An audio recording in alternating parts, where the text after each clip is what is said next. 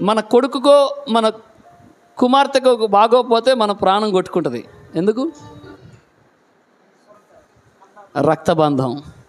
నీ అన్నకో నీ తమ్ముడికో బాగోపోతే ప్రాణం కొట్టుకుంటుంది. ఎందుకు? రక్తబంధం. నీ తల్లికో నీ తండ్రికో బాగోపోతే ప్రాణం కొట్టుకుంటుంది. రక్తబంధం.